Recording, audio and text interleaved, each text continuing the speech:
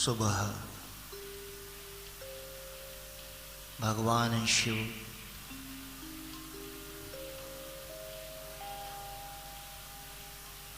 सती पार्वती राम कथा के अंदर सबसे पहले शिव कथा है।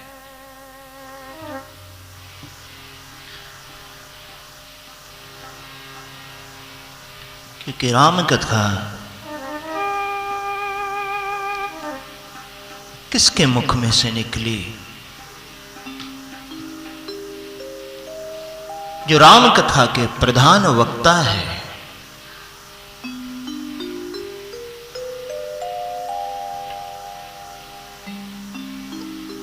तुलसीदास जी ने बहुत इंसाफ किया है कि जिनके मुख में से राम कथा निकली उनके जीवन की भी कथा निकलना आवश्यक है।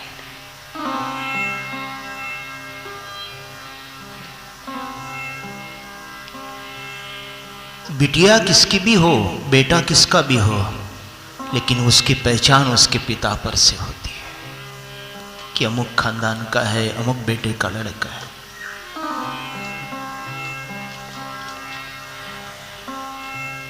अच्छे संस्कार अगर हो तो उस पिता का भी नाम उज्जवल होता है। वैसे ही जो भक्त भगवान की भक्ति करते हैं और उस भक्त का नाम लेने के बाद में भक्त को नाम, जिस भक्त के मुख में भगवान के भक्त का नाम आता है तो भगवान अपना नाम लेने से जितना खुश नहीं होते, जितना अपने भक्तों का नाम लेते हैं उससे दुगना तुगना चौगुना भगवान खुश होते हैं। इसलिए उनकी कथा कहना आवश्यक है। नहीं तो कोई कहेगा कि महाराज जी रामचरितमानस है और आप शिव कथा कह रहे हो।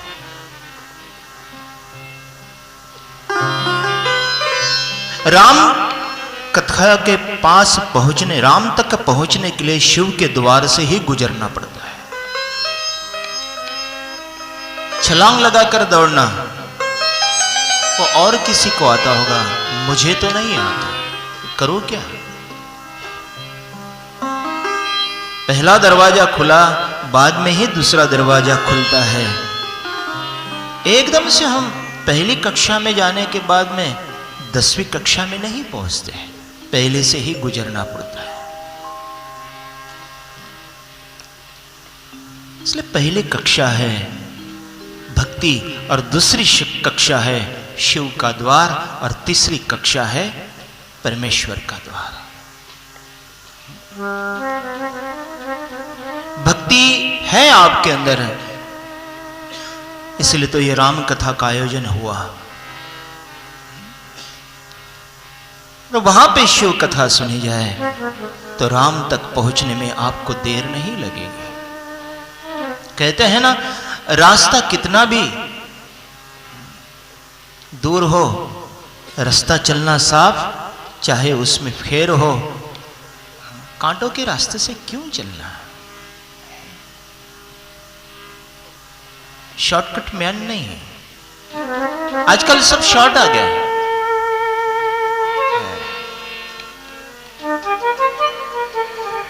मां को मां बोलना, पिता को पिता बोलना, पिताश्री बोलना, वहां पे पिता आ गए हैं। अब तो उससे भी शॉर्ट हो गया, डैड। जिंदा पिता को मार डालते हैं हम लोग। डैड का अर्थ क्या है?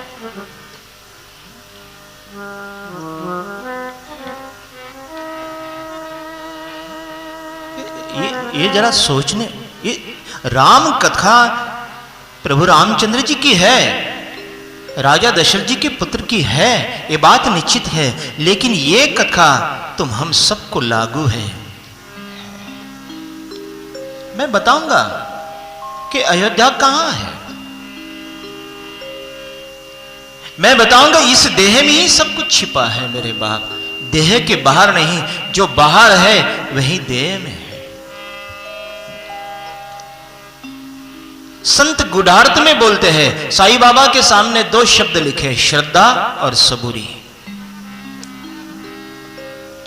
और बीच में लिखा है सबका मालिक एक है। एक बार एक कथा चल रही थी, उस कथा में मुझे किसी ने पूछा, बोले महाराज जी सबका मालिक एक है तो फिर सबका मालिक एक है कौन, ये तो बताओ। कोई कृष्ण की पूजा करता है, कोई शिव की पूजा करता है, कोई राधा स्वामी जी की पूजा करता है, कोई अपने अपने गुरु की पूजा करता है। सबका मालिक एक है साईं बाबा कहते हैं, फिर ये अलग अलग पूजा क्यों करते हैं? मेरे बाप, ईश्वर ने अपना अस्तित्व 5 तत्वों में विलीन कर दिया है। हवा, अग्नि, वायु, प्रकाश और भूमि। और ये 5 तत्वों के बिना न इस ब्रह्मांड में सृष्टि निर्माण हुई, न विश्व निर्माण हो सका। पशु पक्षी सब इसी के द्वारा निर्माण हो चुके हैं। इतना ही वृक्ष भी इसी 5 तत्वों के आधार पर जीवित है। इस देह में अगर पानी अगर ना होता तो ये देह जीवित नहीं रह सकता। इस देह को पृथ्वी माता की आवश्यकता है। इस पृथ्वी माता का आधार इस देह को ना मिलता तो ये जीवित ना रह सकता। इस देह को हवा की आवश्यकता है, प्राणवायु जिसको हम कहते हैं। आज के साइंटिस्ट ऑक्सीजन कहते हैं। ये अगर ना होता तो तुम हम जीवित होते हैं। टायर पंक्चर हो जाए तो गाड़ी चल सकेगी? इसलिए कबीर जी ने कह दिया, इसका अर्थ यह है कि 5 तत्व में भगवान विलीन हुए हैं और ये 5 तत्व का यही पुतला बना है देह। इसका अर्थ क्या हुआ? वो परमेश्वर की शक्ति हमारे अंदर ही है, दूसरे और कहीं नहीं। वो राम भी हमारे पास है और लक्ष्मण भी हमारा पास है, लेकिन हम हमारी संसारिक क्रियाओं की वजह से उस राम को भूल चुके हैं। इसीलिए वो मार्ग पे लाने के लिए संतों ने ये भगवान का चरित्र हमारे सामने लिख के रख दिया है। इसलिए भगवान शिव भी कहते हैं, जिस चौपाई मूल चौपाई पर हम चल रहे हैं, 9 दिन तक उसमें यात्रा पूरी करनी है। गाड़ी निकाल, टिकट नहीं सिरोंचा का निकाला तो सिरोंचा की गाड़ी में बैठना पड़ेगा। चंद्रपुर की गाड़ी नहीं सिरोंचा लेकर जाएंगे, सिरोंचा में ही जाना पड़ेगा। वैसी जो चौपाई की टिकट हमने निकाल के रखी है, उसी चौपाई के द्वारा 9 दिन हमको यात्रा करना है। वैसे तो रामायण में चौपाइयां बहुत है। राम कथा ये 9 दिन में कहने वाली कथा नहीं है, क्योंकि हरि कैसा है? व्यापक है। हरि व्यापक सर्वत्र समाना, हरि व्यापक सर्वत्र समाना, हरि व्यापक सर्वत्र समाना। प्रेम के प्रगट हुई मैं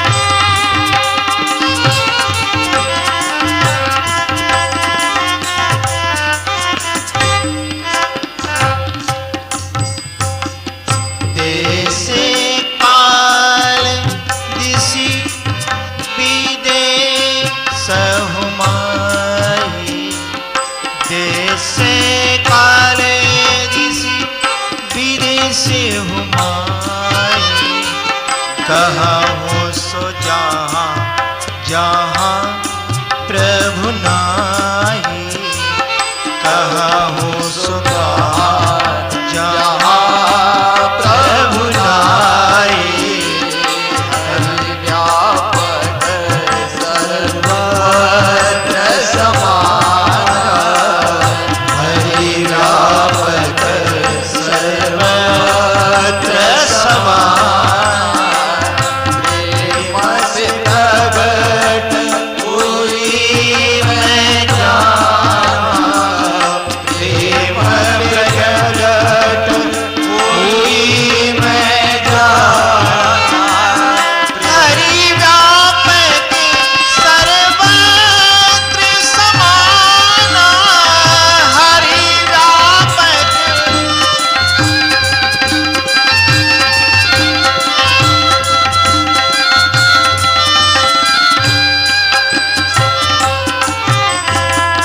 अग जग में सब रहित विरागी, अग जग में, अग जग में,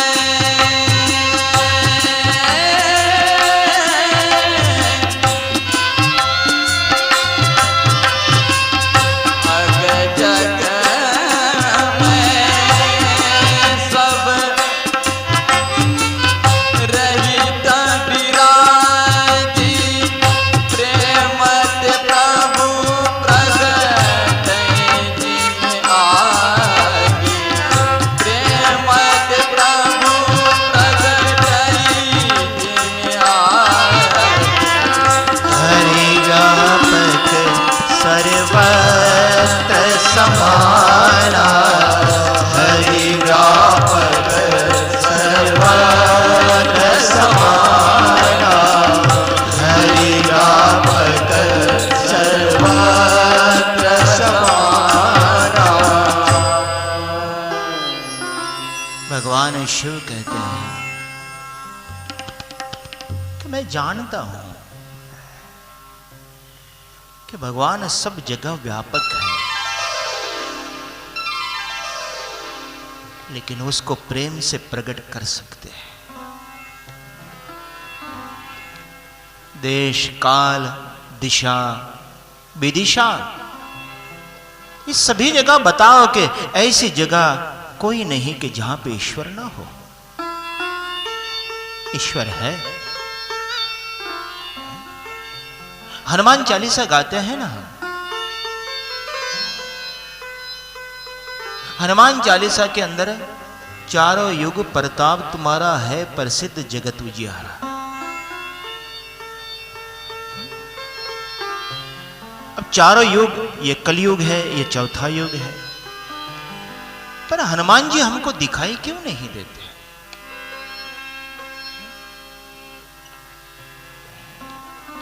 मूर्ति मिलेगी।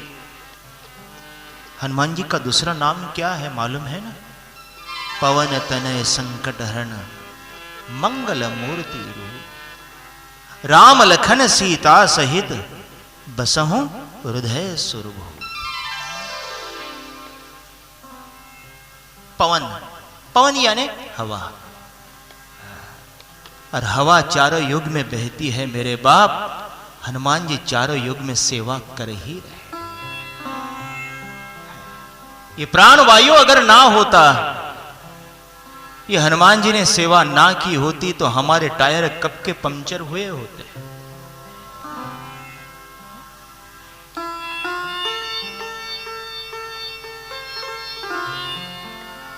इसी का अर्थ हुआ कि भगवान सभी तत्वों में विलीन है। माटी के बिना मनुष्य नहीं रह सकता, पानी के बिना भी मनुष्य नहीं रह सकता, आकाश के प्रकाश के सिवा मनुष्य नहीं रह सकता, कोई जीव जंतु भी नहीं निर्माण हो सकता। इसलिए कबीर जी ने एक दोहा कहा। किसी ने कबीर जी से पूछा कि महाराज जी आप मुसलमान हो?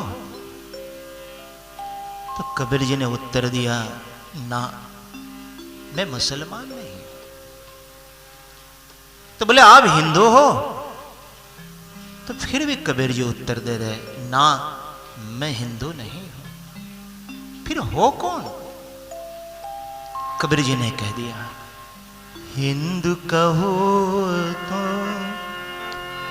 मैं नहीं, मुसलमान भी ना, हिंदू कहो तो मैं नहीं,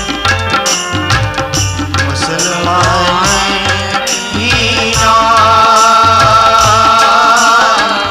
पांच तत्व का पुतला खेमी खेले माए कबीरा, खेमी खेले माए।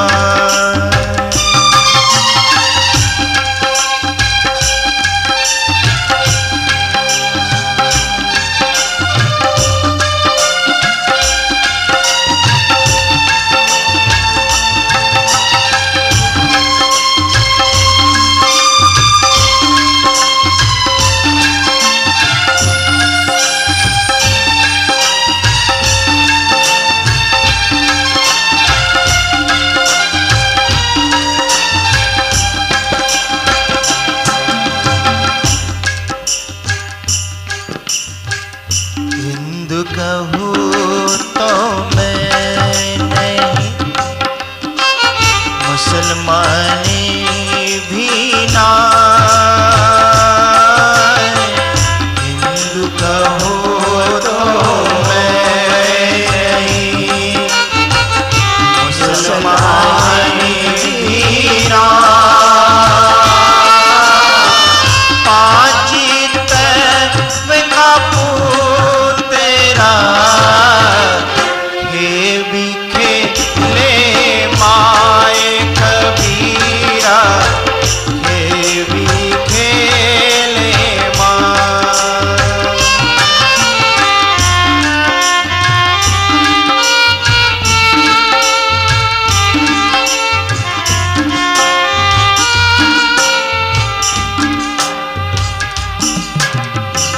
कबीर जी भी कहते हैं, भगवान शिव जी भी कहते हैं, हरि व्यापक सर्वत्र समान, प्रेम प्रगट ते होई मैं जाना, हरि व्यापक सर्वत्र समाना, प्रेम प्रगट ते होई मैं जाना, प्रेम प्रगट होई मैं जाना। सिर्फ कहने कहने का ढंग है, सब एक ही है मेरे बाप। मुझे इतना बताओ, राजा हो या रंक हो या फकीर हो, सब इस देह को जब छोड़कर जाते हैं तो कहां जाते हैं? स्मशान में ही ना। दूसरा कोई रास्ता है? दूसरा रास्ता हो तो बता दो, मैं वहां पर चला जाता। सभी को वहीं जाना है, सभी का एक ठिकाना है। इसीलिए कह साईं बाबा कहते हैं, सबका मालिक एक है, सभी में उसमें रास्ते अलग अलग है।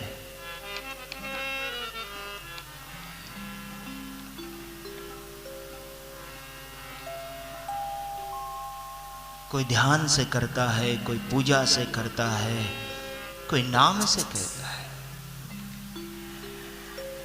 लेकिन सबसे बड़ी पूजा एक है, नाम का आधार।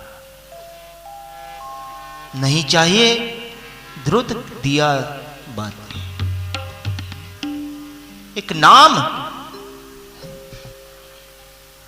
हम कुछ ना करें चलेगा, लेकिन हम जितना भी जो भी कार्य करते हैं उसी में जो हमारे इष्ट है उसी का नाम लेते रहे,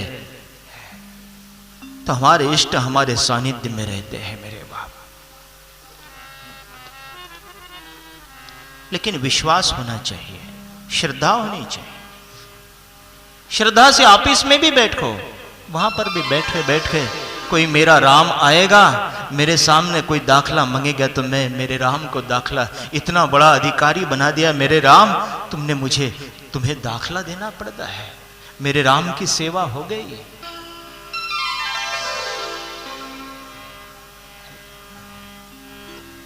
ऐसी भाव से, प्रेम की भावना से हम उसको जीत सकते हैं, ईश्वर हमको प्राप्त हो सकता है। प्रेम ते प्रगट होई मैं जाना। दक्ष प्राप्त नहीं कर सका, पार्वती जी प्राप्त कर रही है ईश्वर को। कुछ ध्यान पूजा करने गए, मंत्र पे विश्वास रखा, इसलिए मंत्र पर विश्वास रखना है। अरे अकेले राम तो सिर्फ एक को ही तार सके, लेकिन एक राम का नाम सबको तार जाता है, इतना ख्याल रखना। बिलक बिलक नाम ले, इसलिए हमेशा अपने सांस को ऐसी आदत डाल दो और कहते रहो, सांसों की माला से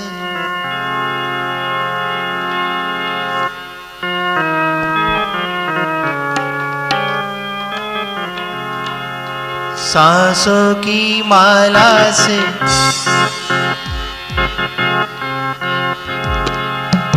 सांसों की माला से, सांसों की माला से सिमरू मैं सीताराम।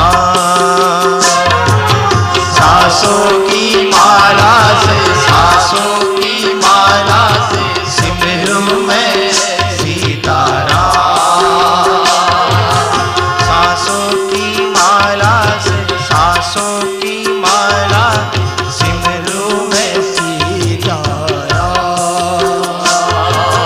सांसों की माला से, सांसों की माला से सिमरू मैं सीताराम।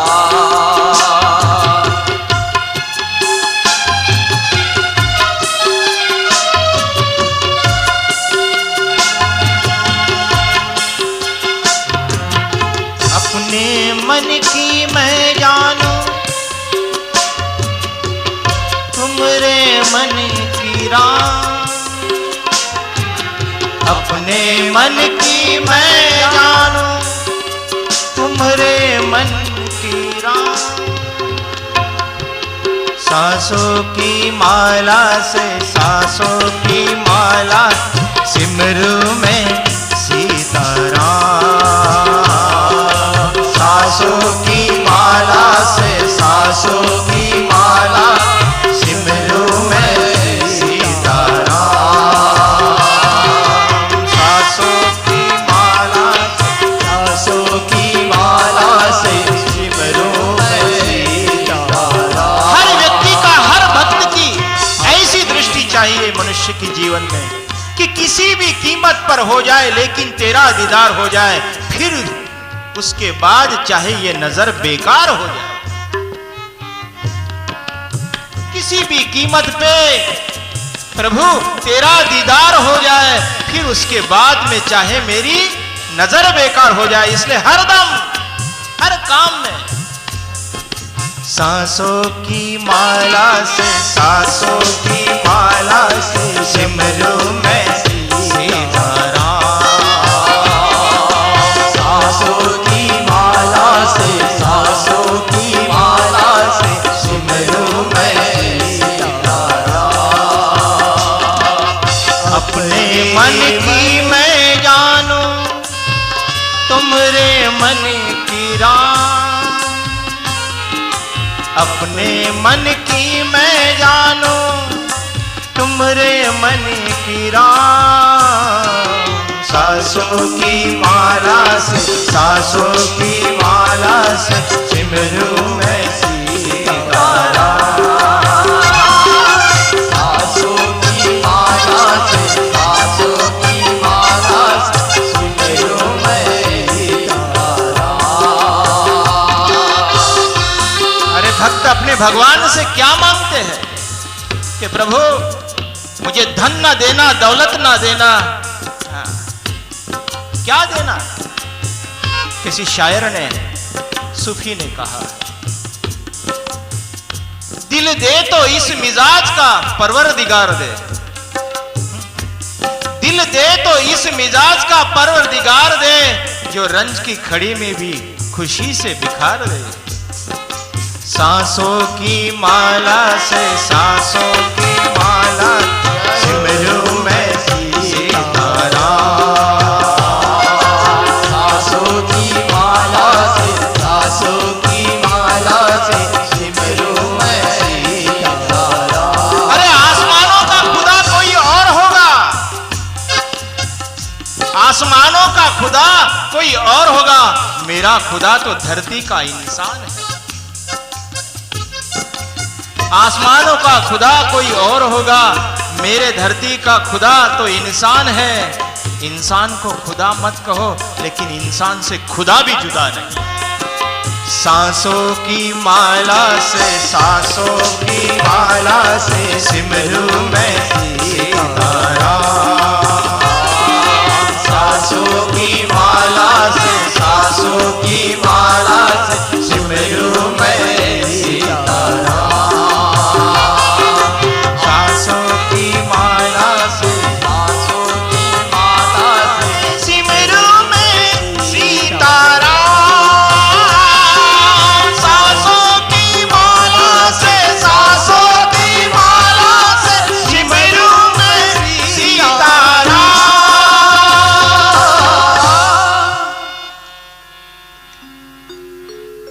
सांस में उसका नाम हो।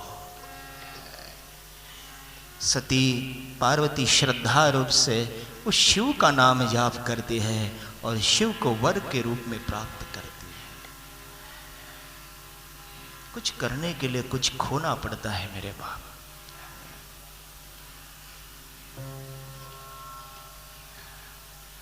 सती ने भगवान शिव को प्राप्त किया।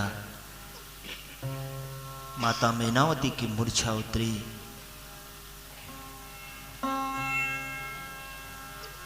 चार मंगल फेरे हुए। चार मंगल फेरे हर वक्त हर समय हमारे भी लगते हैं। चार फेरों में हमारा भी जीवन गुजरा है मेरे बाप। ये चार फेरे हैं कौन से? धर्म, अर्थ, काम और मोक्ष। ये चारों फेरे हैं। पहले धर्म है, पहले धर्म का फेरा है। पति पत्नी का जब आपस में मिलन होता है, शादी होती है, तो उसको भी धर्म की मर्यादा का पालन करना पड़ता है। पति का धर्म है कि अपनी पत्नी की रक्षा करे, वो अबला है। और पत्नी का धर्म है कि अपनी पति के अनुसार रहे, ये उसका पतिव्रत धर्म है। दोनों का धर्म है। अकेला वो पत्नी ने ठेका लेके रखा नहीं। तो कहीं हमारे पिताजी है कैसे उसी ने सारा ठेका लेके रखा है, तो क्या तुमने कुछ ठेका लेके रखा नहीं? तुम्हारा भी काम है, तुम्हारा भी धर्म है। जो पति अपने धर्म से भ्रष्ट हो जाए तो उस कुल की, उसके खानदान की मर्यादा टूट जाता है, वो पद भ्रष्ट हो जाता है। हर कार्य में धर्म को सामने रखो, और धर्म को सामने रखोगे तो उसके द्वारा अर्थ कमाओगे, तो वो धर्म की मर्यादा में रोवा अर्थ है। भारत की ऐसी नीति है कि वो धर्म की मर्यादा में रहकर ही किसी पर आक्रमण नहीं किया भारत ने। आज तक देखो मेरे भारत की ऐसी दशा, भारत की संस्कृति की दशा, कभी किसी पर आक्रमण नहीं किया। विदेशों ने किया है, लेकिन भारत ने किसी पर आक्रमण किया हो तो बताओ। अपनी मर्यादा में है, धर्म मर्यादा में होता है, सीमा होती है उसकी।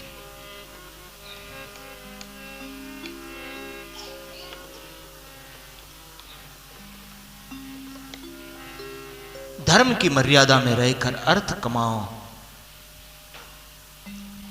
और अर्थ कमाने के बाद में कामना आती है, उसको सही सदुपयोग करो तो वो अच्छा अर्थ काम में लगेगा। यही अर्थ अगर बियर बार के होटल में लग जाए तो अधोगति की ओर जाता है। और यही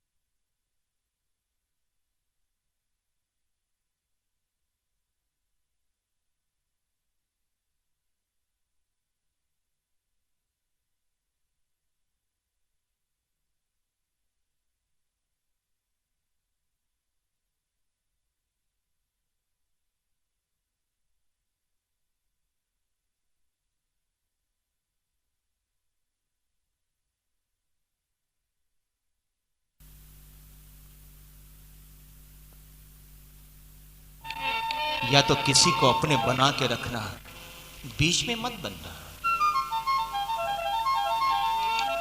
किसी के हो के दिखाओ या किसी के बन के दिखाओ।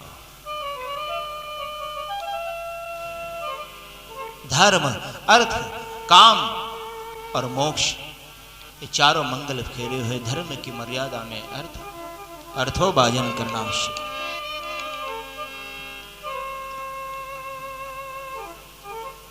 अंत में मुक्ति है। सब पार्वती जी को धन्यवाद दे रहे हैं और कह रहे हैं, गौरी तेरो परम भाग, शंभु वर पाए, गौरी तेरो परम भाग, शंभु वर पाए, गौरी तेरो परम भाग पाए, शंभु वर पाए,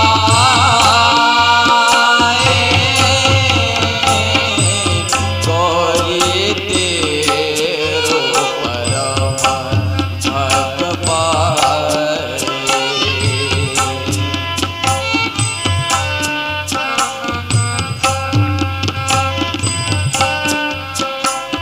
मंगल फेरे शैल राजा, हिमाचल राजा बहुत दहेज देती है बेटी की शादी। दाइज दियो बहु भांति, मुनि जोर ही भूदर रहो, दाइज दियो बहु भांति, मुनि कर जोरे भूदर रहो, कादे ऊपर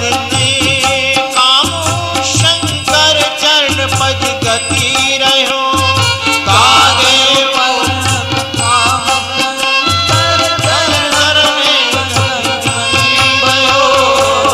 शंकर गगन गहीर रहो, शंकर चरण पंकज गहीर रहो, शिव कृपा असुर करे, संतोषो मन भांति कियो, मुनि गहे पद पाओ जय मजना, प्रेम परिपूरण दियो, गौरी तेरो शंभु वर पाए, गौरी तेरो परम भक्त पायो, शंभु वर पायो, गौरी तेरो परम भक्त पायो, गौरी तेरो परम भक्त पायो।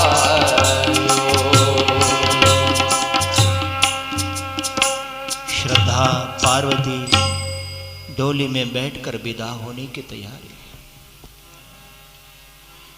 हिमाचल राजा अपना धैर्य तोड़ दिया। बेटी की जब विदाई होती है ना, तो सबसे पहले दुख पिता को होता है, मां को बाद में। लोग कहते हैं कि महाराज जी ये कैसी बात कर रहे हो, बात सही है। पिता बाहर से घर पे आएगा ना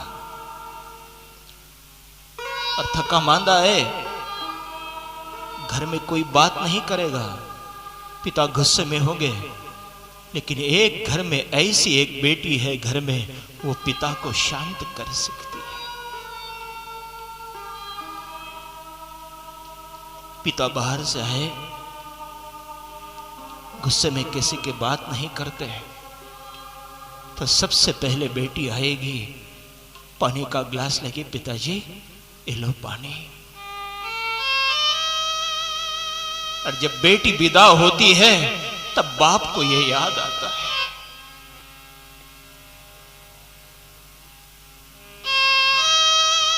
हर बाप उस समय रोने लगता है। बेटी के विदाई का दुख बहुत विचलित है। कवि कालिदास तो कहते हैं, नारी तेरी एक ऐसी कहानी, तेरे आंचल में है दूध और आंखों में है पानी।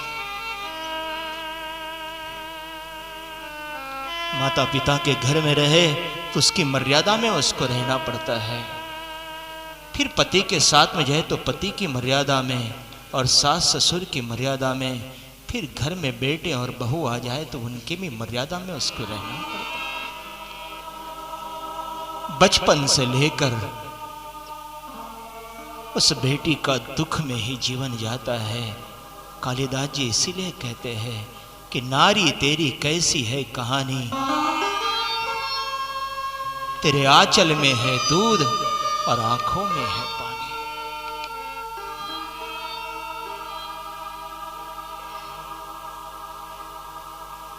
बेटी का दुख बाप को बहुत त्रस्त करता है। हिमाचल राजा भी सती जब विदा होने लगी तो अपना हृदय तोड़ दिया। विदाई की शहनाइयां बजने लगी। एक समय सब खुश थे और एक समय सन्नाटा छा गया। हंसी खुशी से सब शादी की तैयारियां कर रहे थे और शादियां लग गई। जब बेटी की विदाई आ गई तो सन्नाटा छा गया।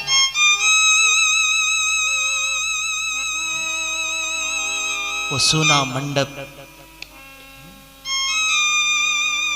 वो सुना घर, जब बाप देखता है तो बेटी को याद करता है।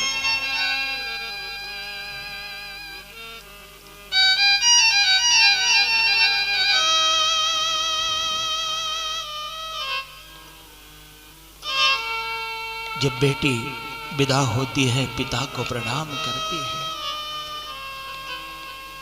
और प्रणाम करने के समय सती ने भी पिता को प्रणाम किया। और जैसे ही पार्वती जी ने प्रणाम हिमाचल को किया तो हिमाचल राजा ने अपना हृदय तोड़ दिया, फूट फूट कर रोने लगा।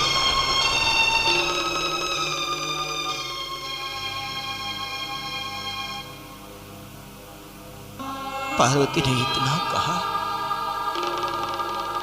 पिताश्री अपना ख्याल रखना।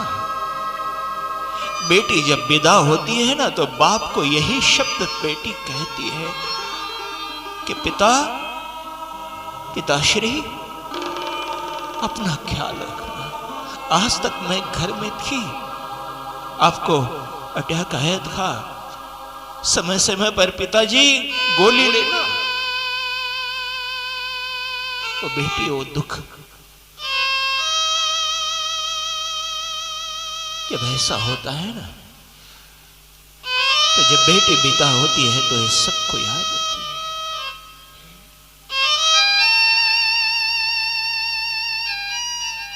हमारे गुजराती में कहावत है कि दीकरिया गायनु पात्र छे, गौ माता नो पात्र छे। पहले तो विदाई होती थी तो विदाई के शगुन बजते थे और विदाई के गीत गाते थे तो आंखों से अश्रु की धाराएं बहती थी।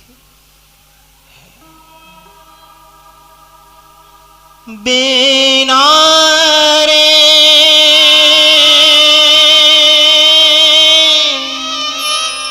ओ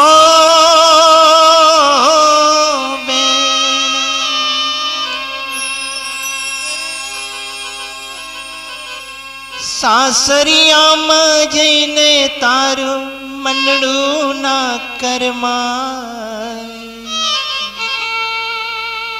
दिकरी तो पार की थापन केवा, दिकरी तो पार की थापन केवा। बिना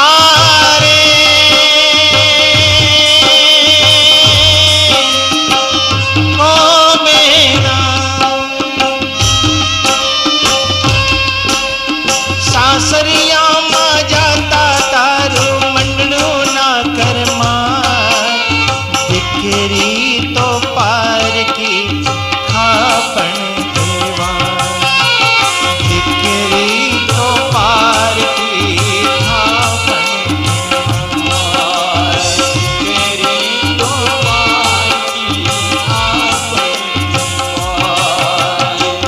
दिकरी ने गाय दोरे बंधाए, दिकरी तो पार की खापन केवा।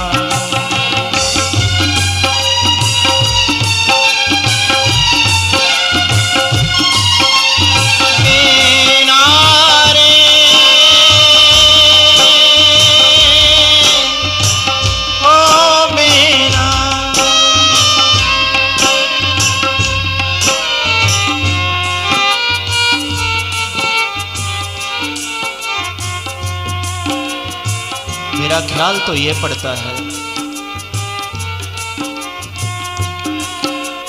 कि हर युवक की डोली उठती है मेरे बाप,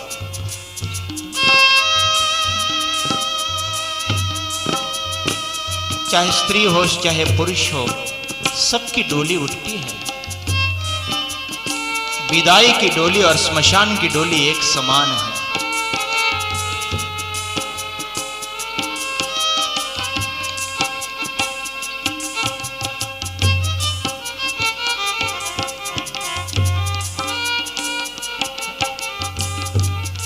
जब बेटी विदा होती है तो सन्नाटा आता है, और जब हमारी भी डोली सजकर हमारे ससुराल जाती है, ससुराल यम का द्वार है मेरे बाप। जो जो किया बहू अच्छी थी तो यहाँ पर सब लोग कहेंगे कि कितनी अच्छी लड़की थी, संस्कार बहुत अच्छे थे, और यमराजा के पास में जाओगे तो फिर वो वहां पे तो दुख भुगतना ही पड़ता है। ऐसा समझ लेना कि हर पुरुष बेटी समान है, उसको भी डोली में, डोली लेके पिया द्वार पर आ गए,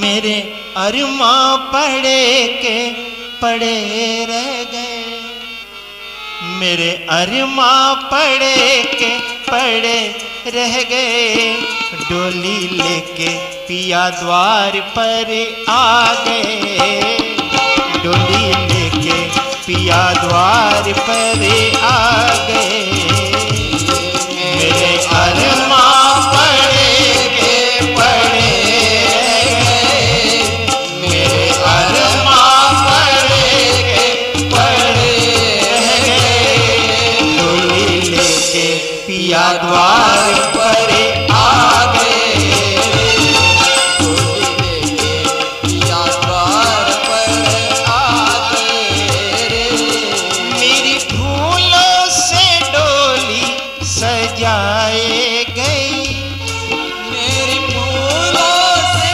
डोली सजाई गई, मेरी फूलों से डोली सजाए गई, उसमें मखमल की चादर बिछाए गई, लाख की जिंदगी खाक में मिल गई, लाख की जिंदगी खाक में मिल गई, सारे घर के खड़े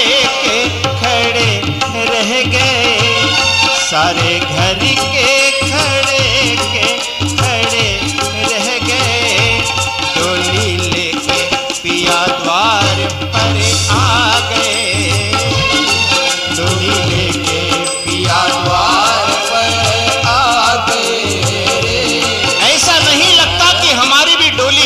होने वाली है। कोई अमर पट्टा लेकर नहीं आता, एक दिन तो स्मशान में जाना ही है। फूलों से सजाया जाता है। लोग कहते हैं कि यहां पर किया यहां पर ही भरना पड़ता है। ये बात सही है, यहां पर किया यहां पर ही देना पड़ता है। स्मशान में लोग जब जाते हैं ना, तो उसके स्मशान यात्रा में कितने लोग जाते हैं, इसी पर से पता चलता है ये कितना प्रिय आदमी था और कितना बुरा आदमी था। ये सर्टिफिकेट है मेरे बाप, ऊपर वाले का सर्टिफिकेट यहीं पर है। और फिर स्मशान में यदा कदाचित बड़ा आदमी है, गांव का मुखिया आदमी है, तो बहुत सारे लोग जाएंगे मर्यादा के खातिर, लेकिन झाड़ के किनारे पर मुर्दा जब जलता है तब बातचीत करते हैं। अच्छा आदमी था, अरे बहुत ही बुरा आदमी था, इतना था, खराब था, ऐसे सब बोले, वहां पे सर्टिफिकेट मिलता है। गोरी हो जा तैयार करके 16 सिंगार, जाना साजन के द्वार लेने आए कहार। गोरी हो जा तैयार करके 16 सिंगार, जाना साजन के द्वार लेने आए कहार। हाथ खाली थे संग में कीने की बदी, हाथ खाली थे संग में कीने की बदी। जो कमाया कपट जाले से, वो खजाने धरे के धरे रह गए, वो खजाने धरे के धरे रह गए। डोली लेके पिया द्वार पर आ गए, पिया द्वार पर आ गए, डोली लेके पिया द्वार पर आ गए।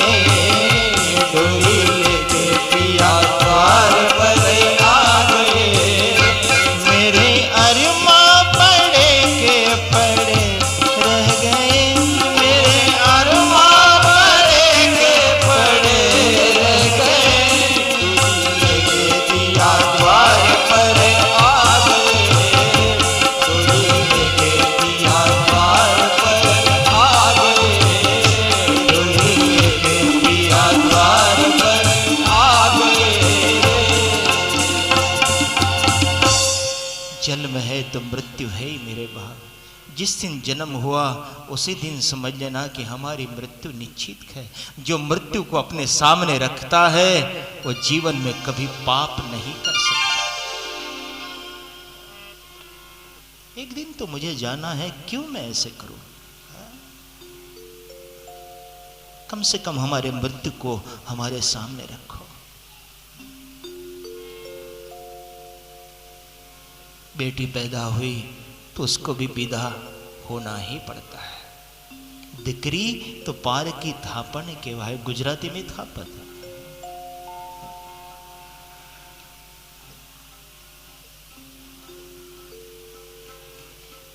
कहने का अर्थ, जब बेटी विदा होती है तो बाप को बहुत दुख होता है। एक बाप था,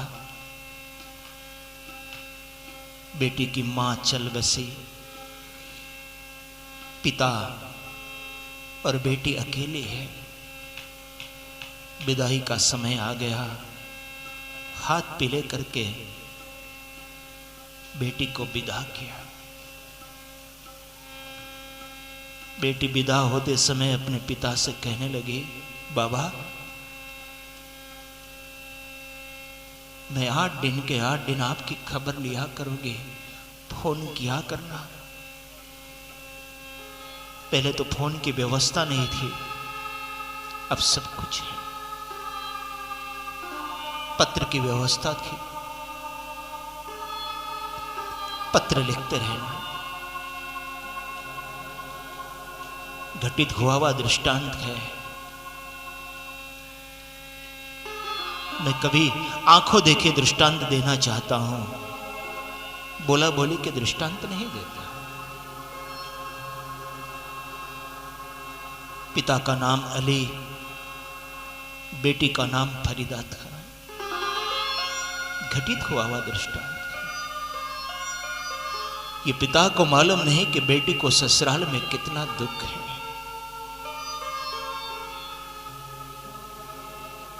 एक महीना हो चुका, बेटी का पत्र नहीं है।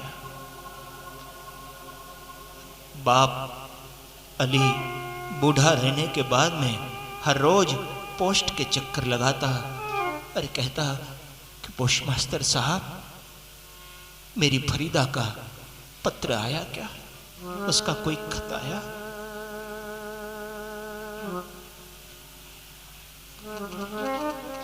एक दिन दो दिन हुआ, ऐसे करते करते महीना बीत चुका। पोस्ट मास्टर साहब कहने लगे, अली साहब, आपके बेटी का पत्र जब आएगा ना तो मैं पोस्टमैन के पास में नहीं, मैं खुद लेकर आऊंगा। बेटी के इंतजार में बाप ऐसे किसी ने समाचार दिया अली को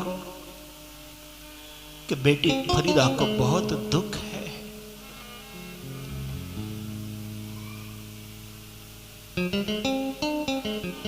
अली यही चिंता करता है।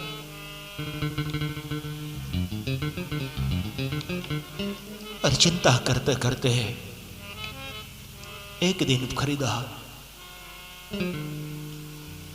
पति कहीं बाहर गया है, उस समय पत्र लिखना शुरुआत। पत्र भेजा, अली पोस्ट मास्टर साहब के घर को जाता ही था। इतना दुत्कारने के बाद में भी अली वहां पर पहुंचा और पूछा फरीदा से, पोस्ट मास्टर साहब, मेरी फरीदा का खत आया?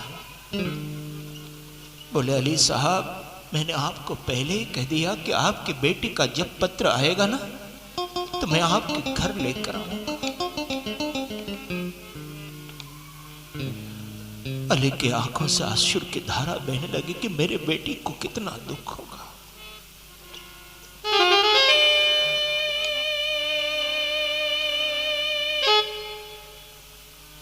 बाप तो अपने बेटी को बहुत लाड़ प्यार से दुलार करके बड़ा करता है।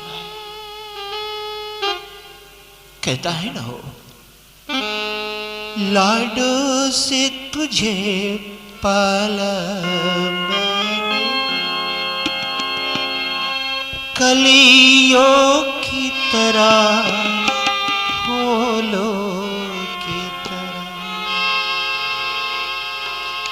बचपन में झुलाया है झूला, बाहों ने मेरे झूले की तरह, मेरे बाग की है नाजुक डाली, तुझे हर पल नई बात मेरे पुल की दुआएं लेती जा, जा तुझको सुखी संसार मिले, बाबुल की दुआएं लेती जा, जा तुझको सुखी संसार मिले। अरे इस तरह से बेटी के खत का रहा देख, फरीदा, तेरी माँ जब चल बसी, मैं तेरी माँ बना, मैं ही तेरा बाप बना, और आज मेरे बेटी से मैं मुलाकात नहीं कर सकता। ऐसे तड़प तड़प कर अली ने अपनी प्राण छोड़ दिए। इधर बेटी का खत पोस्टमास्टर साहब के पास में आया।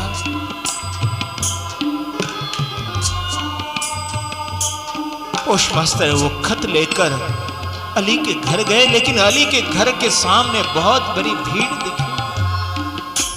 पोस्टमास्टर ने कहा कि बोले कैसी भीड़ है? तो बोले, पोस्टमास्टर साहब, अली ने अपने प्राण छोड़ दिए, अली चल बसा है, भागते हुए पोस्ट मास्टर साहब गए और उसके इस मजार के पास में जाकर जहां पे देह पड़ा है खत बांचने लगे। और खत के अंदर बेटी ने लिखा है कि बाबा मैं यहां पे बहुत खुश हूं, अपनी तबीयत का ख्याल रखना। इतना शब्द सुनने के बाद में पोस्ट मास्टर रहा नहीं।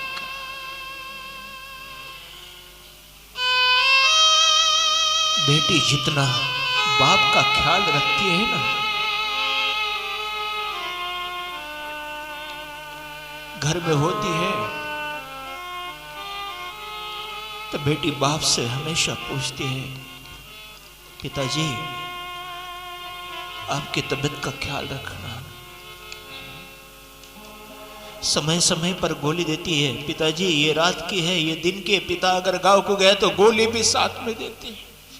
कब भी आते हैं ना तो सबसे पहले बेटी, पिताजी आज भी सुबह फोन आया, पिताजी कथा कैसी चल रही है, कितना ख्याल रखते हैं। एक बेटी है,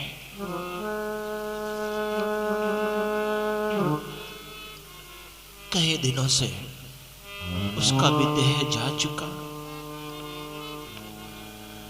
बाप अपने बिस्तरे में पड़ा पड़ा सपना देख रहा है और सपने में स्वर्ग की कुछ अप्सराएं दिखने लगी, उसके साथ में उसकी बेटी भी दिखने लगी। सभी के अप्सराओं के हाथ में आरती की थाली थी और उसमें दिए जल रहे थे।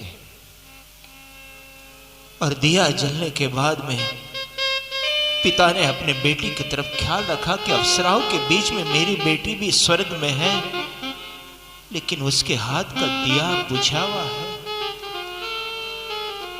सपने में अपने बेटी से बाप पूछता है कि बेटी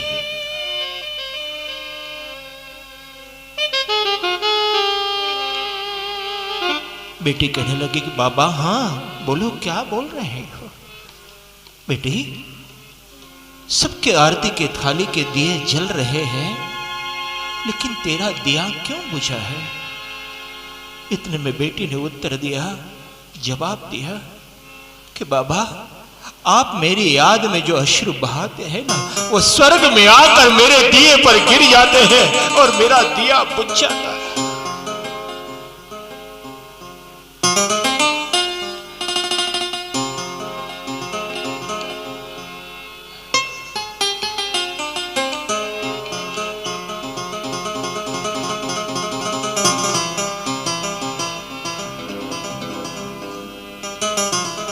बेटी का दुख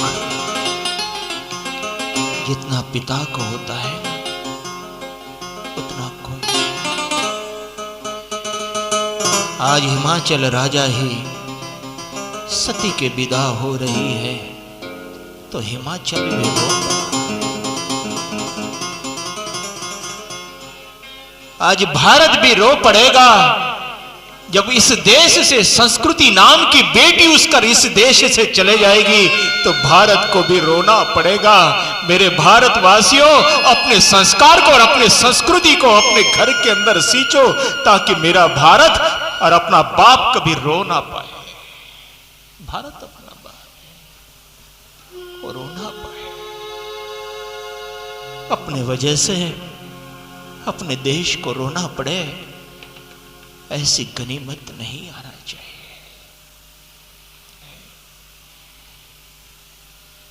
जिस महात्मा ने अपने प्राणों की आहुतियां दी,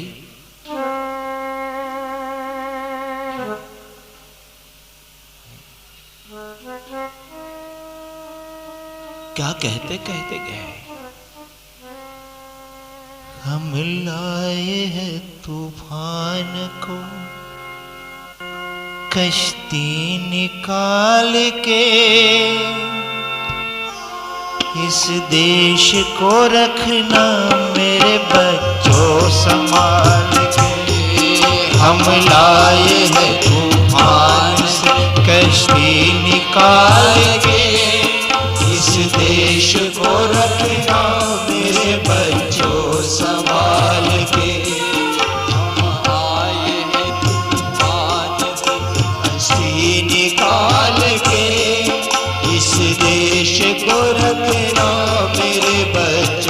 सभा